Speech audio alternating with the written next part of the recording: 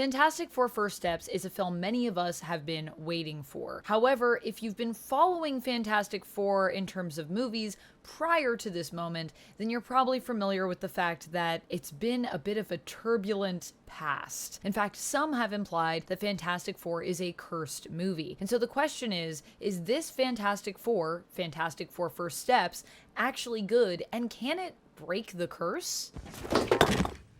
Oh my God! Come on! Hello everyone, welcome back. In this review, we are going to be talking about spoilers. Now, I've already done my spoiler-free review, so if you want a general sort of idea for what I thought of the movie, you can click over here to do so and get that idea for what I felt of this film. However, because this is a spoiler review, what I'm going to be trying to do with this one is really go in on the spoilers. So I'm really going to use this opportunity to talk about all the things I wanted to talk about during the spoiler-free review, but I was holding my tongue for your benefit. So really, please proceed with caution, because we are going to be starting this off hardcore with spoilers, and we are not going to stop until the end. So I'm not going to get to everything in this, but that's what comments are for. So if something does come up when you're watching this that you think of, that you loved, or that you felt like didn't work for you, or, you know, just if there's something that you want to discuss that I didn't mention, please put it in the comments, and I would love to discuss it with you.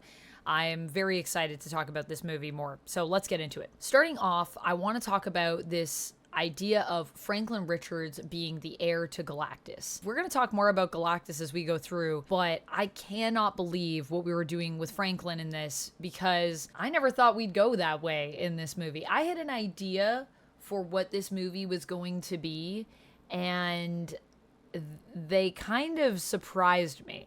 I was coming up with all of these crazy ideas from the comics. One of the craziest ideas that I never went to was the idea of Franklin Richards as the heir to Galactus, which has come up before. I think Jonathan Hickman was the one that established it in the comics as being sort of one of these sort of alternate futures. And there have been some people that have returned to that idea, so it's come back up a few times. And it's this idea that Franklin Richards is so powerful, basically, that he is the one that could become Galactus in the future and take on sort of Galactus's all-consuming hunger and be his successor. And when we got to the point where we were in the spaceship, we're getting to see Galactus. Galactus is scanning, his ship is scanning the Excelsior, the Fantastic Four ship, and he zeroes in on Sue's stomach. He zeroes in on Franklin. I was like, wait a minute, they're not going to do what I think they're going to do, are they? And then, by golly, they did it. And I loved it, personally. I thought it was a twist that makes a lot of sense for this movie. It makes a lot of sense in general for Galactus, especially for this portrayal of Galactus as just someone who is so tired of having to eat all of these planets, just wants to rest because he's been doing this for so long. Now, if you're not familiar with Galactus and his origin, Galactus in the comics is known as being Galen of Ta, and he was originally, like he says, just a guy. He was basically just a guy who, his world was destroyed, and in the cataclysmic event that kind of ended everything, when the universe basically restarted, I believe, he became Galactus, and he became this cosmic force. He is not just a villain. He is really a true antagonist in the sense that he is a force that is unstoppable. And it doesn't matter. You can't really defeat Galactus. Galactus is inevitable. I know Thanos said he was inevitable, but Thanos got nothing on my boy Galactus. Galactus is really inevitable because there also have been sort of conflicts where people have said, well, we have to destroy Galactus. But you can't really get rid of Galactus. And to do so has awful effects on the universe, on the cosmos. He's often sort of touted as being as well a multi-dimensional being. He's a force that needs to exist. So you can't really defeat him without ruining everything. And so that's why he's such a hard foe to come up against, because you can't defeat him physically. You can't do that. Which is also why I loved our approach to defeating him in this movie, the idea of simply moving him far enough away, because our heroes know that he's not necessarily stoppable. I mean, Reed says, you know, I would need to analyze all of this data for 10 years, and even then, I don't know if I would really understand what this being is, if I would even have a plan to eliminate this being. I don't know if that's possible. And the answer based on the comics is no, it's not really possible. And I mean, when it comes to Galactus, let's just talk about Galactus for a minute here and really zero in on this. So not only is he a really terrifying villain because you just can't stop him, which I love that the film understands that, but you get to understand how Galactus works in a cool way in this movie. The movie never really fully explains to you, like, here's how Galactus eats, and like, here's what he does, and we found this bit of information that like gives us all the data on Galactus. Everything that you find out about this guy is mostly through observing visually what's going on.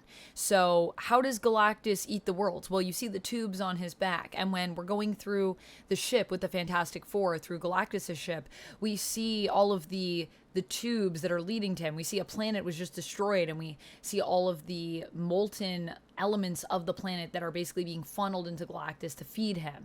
And I love that when Reed fights him, he's actually smart enough to think, well, I mean, obviously he needs to eat to like kind of power him. So if he opens up the gauges on his back, he'll leak his food source out, which will weaken him, which does work. It's a great plan. It's unfortunate that Reed got stretched so bad, which was probably one of the most horrifying moments of the movie for me. And even when I watched it on my second watch, I was like so horrified by that part. But that is who Galactus is. The movie shows us how he feeds. It does not tell us how Galactus feeds. The other thing that I love is that we experience just the sheer horror of Galactus, the cosmic horror, through the Fantastic Four's reactions when they discover that Silver Surfer says your planet is marked for death, and when they look into it and are able to trace where Silver Surfer has been throughout the cosmos, they see that there were planets there that are now just completely gone. They've been completely destroyed.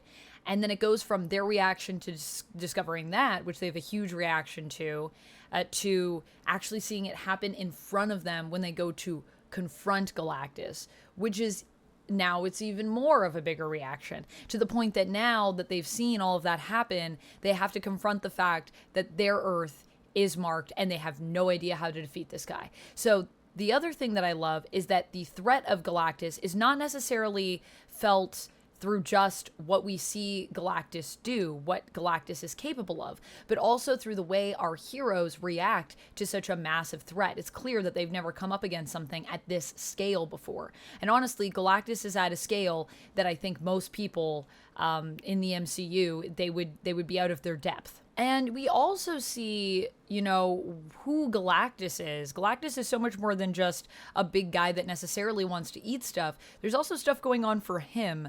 This is all explored in the way we see him interact with the characters and with the world. Like, he clearly is a being that is super old. He is not someone who is worried about rushing to eat. He can take his time because he knows he is inevitable. I'm sure there have been planets that have tried to fight back against Galactus before he comes across Earth in this reality. However, he is so used to just devouring stuff, nothing phases him. When he almost walks into the Fantastic Four's trap, he just responds by saying, "Clever bugs." Like, he thinks it's kind of cute what they're doing, you know? That's who Galactus is. When he first arrives on Earth, he is pure hunger, this character, to the point that he picks up a chunk of the earth and smells it. You have to think, that's a weird moment, and I love Johnny's reaction to it because it's very funny. And I even was like, why is he doing that? But then you think about it, and for Galactus, every time he lands on a planet, it's like if we landed on a planet that was made out of like burgers or cake or steak, if you prefer. So of course, he's going to smell it and be just so ready to devour the planet because he's just so hungry. However, at the same time, it's not that he relishes necessarily being hungry. He hates it. The whole point that he wants Franklin.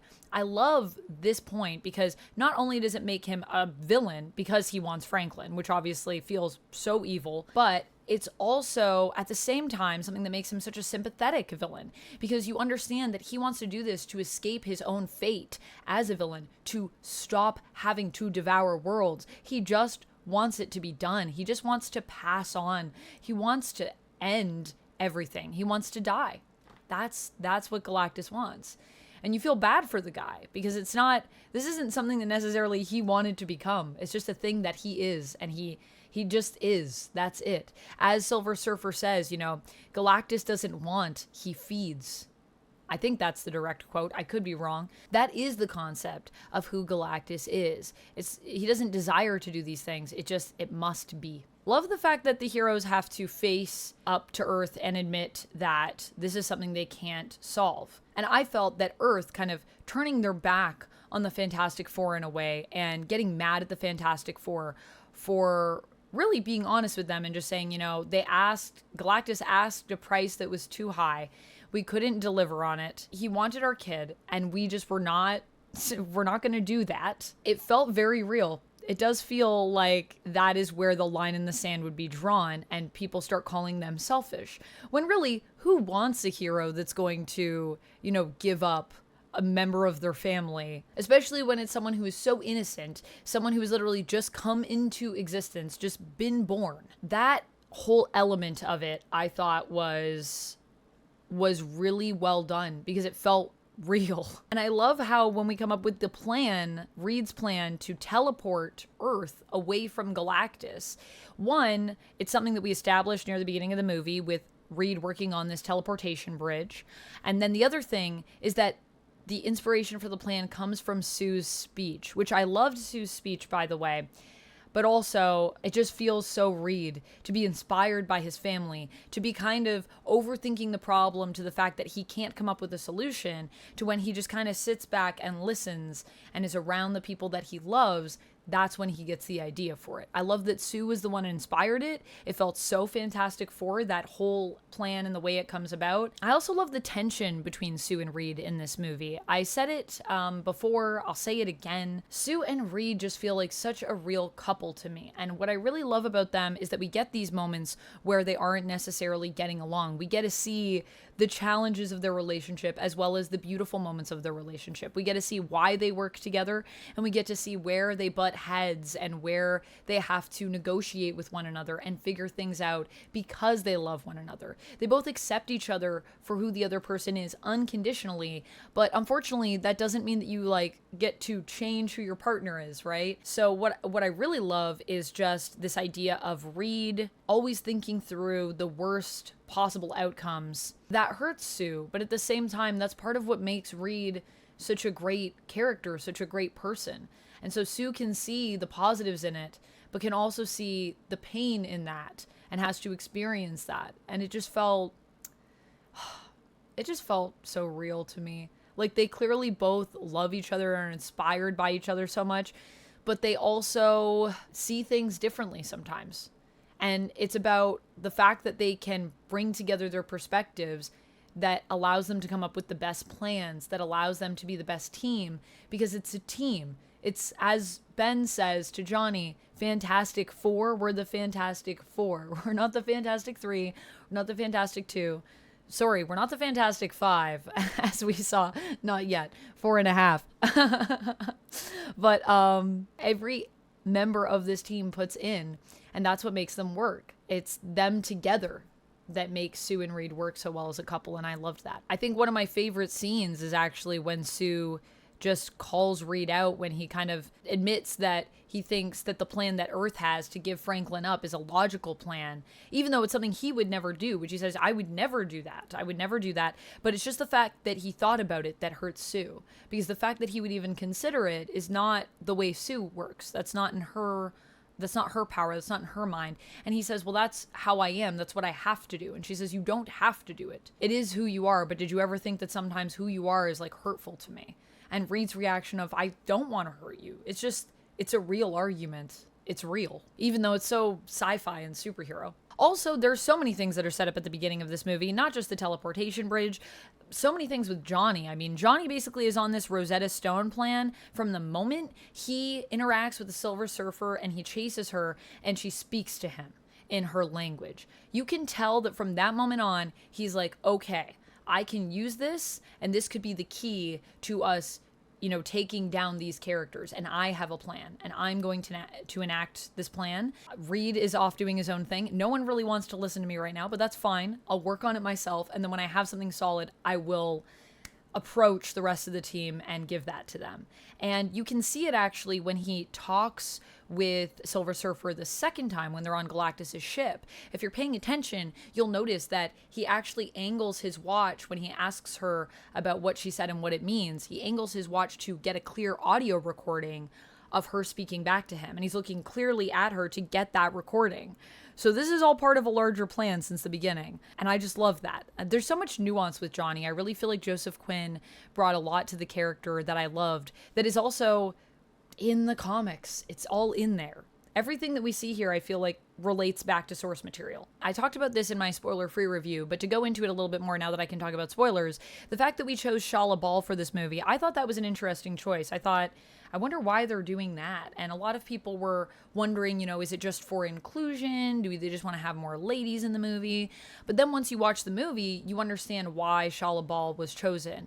And it's because we have these very clear parallels when we learn about Silver Surfer's history and when she was Shalla-Bal, before she became the Silver Surfer, when she was on her planet. And the whole reason that she decides to become the Silver Surfer is to protect her own family, to protect her own daughter. We're drawing direct parallels between Silver Surfer and Sue in that moment. And I think that was important for the story to create this connection. And also the story is very much about parenthood. It's about motherhood.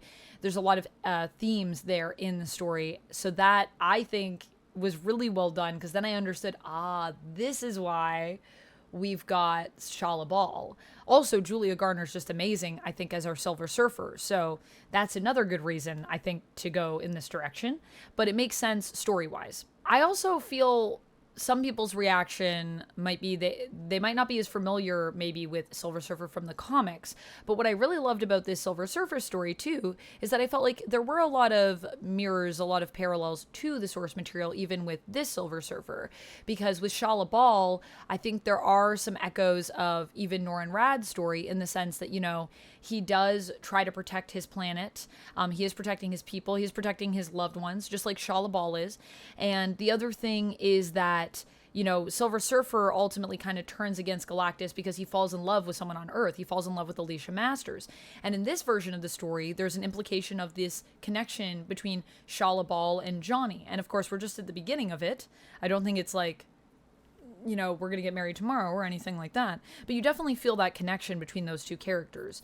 And so Johnny being the one to appeal to Shalla-Bal to also show that he has put in the work to understand Shalla-Bal and understand where she comes from, and then is the one that gives her her name, which is something that if you know Silver Surfer has been that character so long that he forgets he's Norrin Radd, just like Shalla-Bal has forgotten that she is Shalla-Bal. So to bring that name back up has huge impact. And there are little things that are set up in this movie at the beginning, like Ben reading the baby books. If you pay attention, you can see him in the hallway reading one of the baby books, and then later he, gives Reed that advice where he says, you're not sleeping and you're trying to come up with this plan and you're just driving yourself crazy. You're supposed to sleep when the baby sleeps. I've read the books. He did read the books. We saw it in the movie if you're paying attention. Speaking of Ben, Ben, I don't think gets as much to do in some of maybe the bigger moments in this movie, but if you think that there's no Ben in this movie, that's also not correct, because there's a lot of little moments that they gave him, like him looking at his reflection in the TV when they're showing a shot of him before he transformed. You can see the torment in Ben's eyes. You can see what he's going through.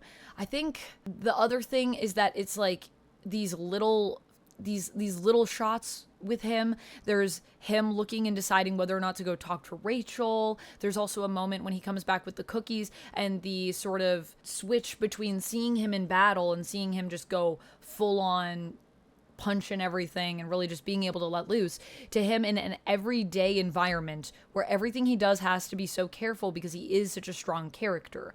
I think sometimes with Ben, what people really want is they want the Hulk, and they see sometimes Ben as this big, tough, kind of like gruff, like punches everything guy. And that's not really, I think, who Ben is. For me, Ben has always been this character that has a tough exterior, but inside he's a big softie. Hulk, when Hulk is hulking out, Hulk is just like a muscle. He is pure rage made manifest. Ben is not that, because the whole time when he is the Thing, he's always still Ben Grimm. And there is just a level of kindness to him that I really appreciate that they went into in this film. Felt like he was so well-rounded. That's, I think, also just why I want to see more of him, because what they did do with him, I thought they did really well. And speaking of characters that I felt they did really well, I mean, the whole cast is honestly fantastic. But I just want to touch a little bit on Pedro Pascal in particular as Reed Richards. I think Pedro Pascal and Matt Shakman's, and obviously what the script gave us as well. We have like 4 screenwriters on the script, which it's crazy to me that the script was as cohesive as it is when you have so many people writing the screenplay. But I digress. Pedro Pascal in this role as Reed, I was also a bit nervous just because I've never seen Pedro Pascal play a character like Reed Richards. Other than the fact that, you know, Pedro Pascal has played a lot of dad characters and Reed is a dad. I was just like, I don't know, this is very different. But I think Pedro Pascal is a great actor, and I know he brings a lot to his roles when he plays any character. And what I was hoping and what I got was that he was gonna do that here, and he delivered. His voice, his mannerisms, every element that he brings to Reed, the humanity that he brings to Reed, I just found so touching and so relatable. And you know, it's a hard character to connect to. It's a hard character to bring dimension to, because there is the risk that you run. I think there's a risk that you run with a lot of these characters of playing them kind of one note, where they are just one thing, like where Sue is a mom and we don't give any dimension to that. Although I think being a mom, you can even just have a lot of dimension with that one role, but they gave Sue a lot. With Ben obviously being the muscle of the group, he can just become just a muscle. And with Johnny, he's, you know, this hot shot who loves all the ladies. He's like a goofball, and so he can kind of also become flat in that regard when you just deal with those elements and you don't think about why these characters are the way they are, what they really want, what they really need in their life. With Reed, he can be very cold. He can be very calculating. That is who part of Reed is. That's a big part of who Reed is. However, there are reasons that he's like that. And what I love about this depiction of Reed is that we examine the idea of, you know, Reed is really super scared of everything.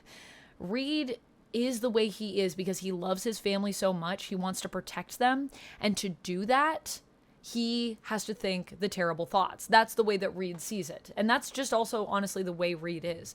Reed clearly deals with a lot of anxiety. And because he loves so deeply, he also is so afraid, I think, of losing everyone that he loves. And so he tries to find ways to mitigate any possible bad thing that can happen by actually entertaining worst case scenarios all the time. Now, if you're a person that is prone to being anxious, I'm a person that is prone to being anxious, there's probably a lot that you will connect with in this regard, in the sense that I am very much a worst case scenario type of person myself. It has taken a lot of work, a lot of therapy to bring me to a place where I don't automatically go to worst case scenarios all the time. And so when he expresses that, I was like, oh my gosh, I like really connect with Reed. And I never thought this would be a character I would connect as deeply with. It really opened up a whole new perspective of the way that I'm going to read and see Reed when I'm looking even at the comics. But I love that they brought that depiction, which I know has also been showcased in the comics, to the character on the screen. I think it is important because it allows people to connect with this character in a way that they maybe would not otherwise. He is super smart, but there's a bit of a burden with that. He's high functioning, and I think that I can understand. I don't think I'm like a super genius or anything like Reed Richards by any regard. Not even close. I also don't like math, so that's where we are very different, I think. However, I am a person that is very, I think, high functioning in the sense that my brain is always firing. You know, I struggle to like go to sleep at normal times because of this as well. And I tend to sometimes spiral because of this.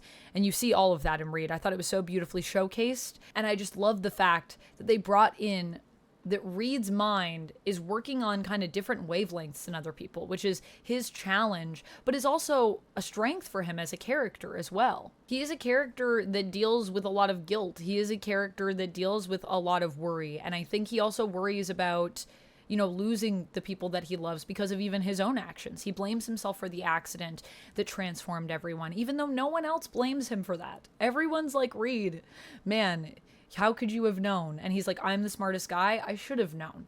He has that conversation with Ben. And earlier, we also see a snippet of that conversation with Sue as well when they're being interviewed. He's also worried about who his son will become because he fears the darkness within himself.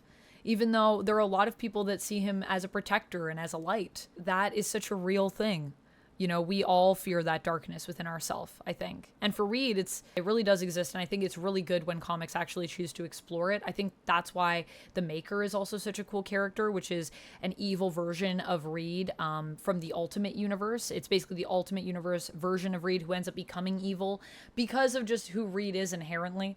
So I love when we explore that. I actually think Reed makes a better villain sometimes than a hero because of this, because of his darker side and how compelling it is, how strong it is. I've talked a little bit about Johnny, I've talked a little bit about Ben, I've talked a little bit about Mr. Fantastic. So let's talk about Sue briefly. Sue is amazing. I love that they just let her be a powerhouse.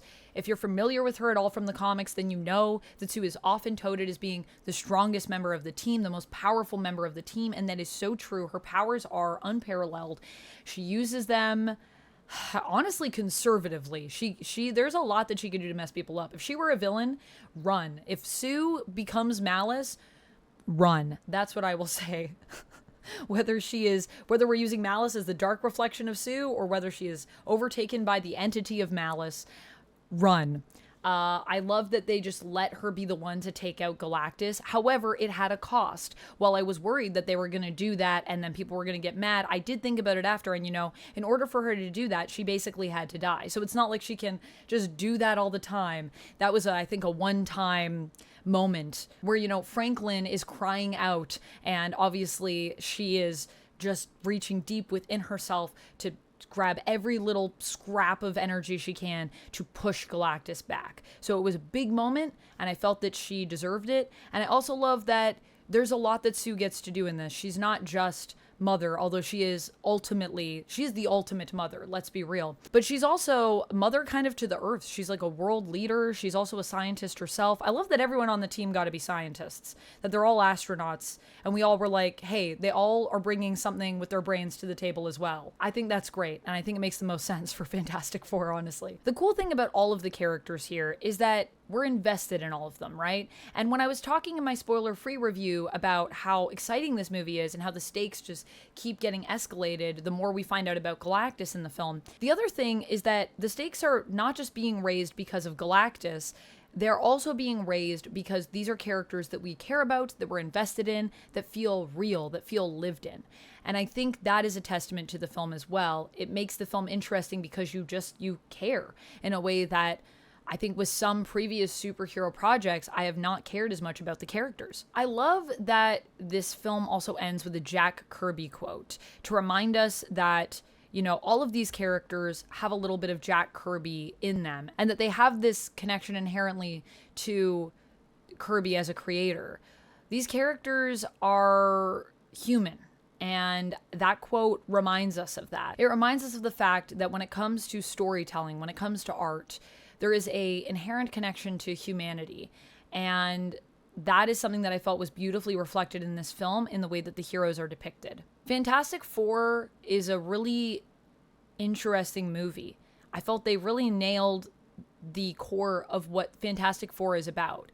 It's about family. I can't say that without thinking of Fast and Furious, but I don't mean in that way. It is about family in the sense of how family unites everyone, not just our team, but I mean everyone, the whole world. And I love how when we come up with the plan to teleport Earth, they make this appeal to Earth, how Sue delivers this speech that makes everyone realize that it isn't about Sue not being willing to give up Franklin to save them. It's a two-way street. She would never give up them to save Franklin, and she would never give up Franklin to save them. We're all in this together. We're all united. And it really reminded me of how the lines in the sand that we draw between ourselves are man-made. They are not inherently in the sand, these lines. We are the ones that draw them. We are the ones that create them. And we have the power to remove those lines and remind ourselves that we are all united. We are all the people of Earth. We are all one big family. We share this planet. And how amazing is that? And how empowering is that to know that we are a force collectively? We don't have to feel alone because we all have each other. It's really powerful. It's really beautiful. And it really is the core of, I think, what the Fantastic Four is about. It's about uniting people and how we're stronger together as a team. It's not necessarily about the individuals. It's about all of them as a group. I love the quote, and I might not be quoting it directly, but there's a line in the movie where they say, you know, just a reminder that a few good citizens can change the world or can save the world. That whole concept was so moving to me. Why am I going to cry about this? And the whole thing that I love about it is that it just gives me hope for humanity, because it reminds me of the fact that you can make an impact. It's very easy to feel hopeless in the world today, but also, honestly, I think in any era, people have dealt with that feeling of hopelessness, of helplessness. There's nothing that I can do to change it, so what's the point? And the reality is we can, especially united. But all it really takes is a few people to remind us of what's important to fight for, to remind us of what we can do together to change the world. And, you know, every change has started with an individual at some point, has started with a few people coming together, and then that grew, and then that's how we get change. So that was really inspiring to me, and I just love that we have a film like this that is so inspiring in kind of some dire times, although I don't know, maybe if you go to any time period ever, there's dire times. So that's my take on it. I mean, I really love it. I really want to do, it's hard because there's so many things I want to talk about with this in regards to my comparisons to Superman as well, but I think I'm going to save that for a whole other video. So if that's something you're interested in, hearing my comparisons of Fantastic Four First Steps to Superman and why I think, you know, how I feel about these films compared to one another and sort of where's the overlap and where are the differences, let me know if that's something that you want, because I'm very interested in doing a video on that. So yeah, let me know your thoughts on that. And if you have any thoughts on that, share them with me as well in the comments, and maybe I will mention some of the comments in my video if I do a video on it. That's all I have for this one. Let me know your thoughts on Fantastic Four. Did you love it? Did you not love it? Did you despise it? Are you just like, it was okay? Where are you at with it? Where, you know, there's a lot of different ranges. Overall, I think I would give this one another 4.5 out of 5. I just think it's so solid.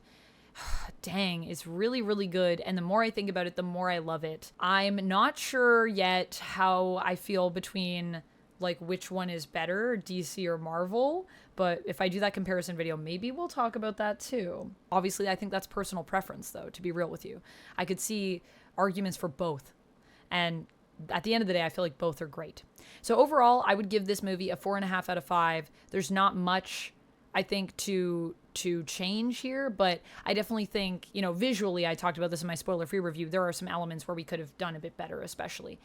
So that's what I have. Let me know your thoughts. I'll see you in the next one. And until then, friends, as always, stay nerdy. Bye! Also, if you like when I talk about superhero stuff, you're going to need to check out this.